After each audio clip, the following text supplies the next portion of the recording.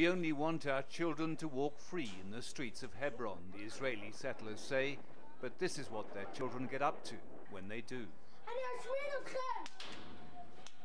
The Palestinians have now started to document on camera what they claim to be a deliberate policy of intimidation by their Jewish neighbors, aimed at driving them from their homes in the center of the city.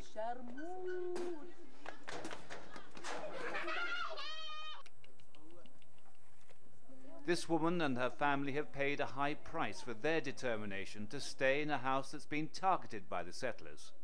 Arbitrary searches by security forces at 3 a.m. in the morning have become a humiliating routine, but there's been worse.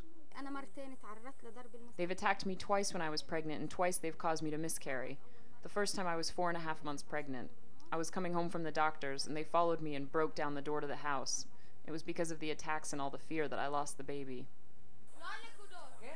Aissa and his fellow activists are attempting to turn the table on the Israelis in Hebron by adopting one of their tactics. They've occupied this home which the settlers had wanted to extend their growing hold on the city. Barbed wire now snakes across the garden, and a summer camp for Jewish children has been set up on their doorstep. We know that they want this house, they want this area, and they are going to extend the settlement by speaking about a road, and they will extend the settlement. So we decided to rent the house from the owner, and I rent the house. The once bustling old city center of Hebron has become a virtual ghost town. Human rights groups say the economic collapse here is the result of an intentional policy of legal and physical segregation imposed by the Israeli authorities in the name of so-called security for the settlers. The Palestinian community here in Hebron have a graphic description for the slow annexation and settlement here. They're calling it ethnic cleansing, aided and abetted by systematic harassment and also military closures. 10 years ago, there was only a tiny section of roads in the center of Hebron where the movement of Palestinians was restricted. 4 years later, the areas closed for travel rapidly grew as the Second Intifada was launched.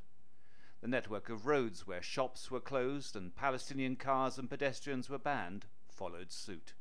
This year, the full extent of the policy can be clearly seen on the city's center. But the Israeli settlers reject the charge of ethnic cleansing. Unfortunately, it's the Jews who have been ethnically cleansed. We're a very small community here.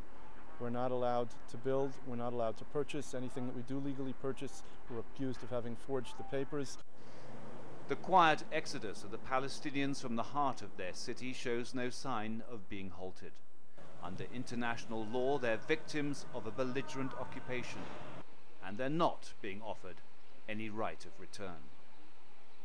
David Chater, Al Jazeera, Hebron.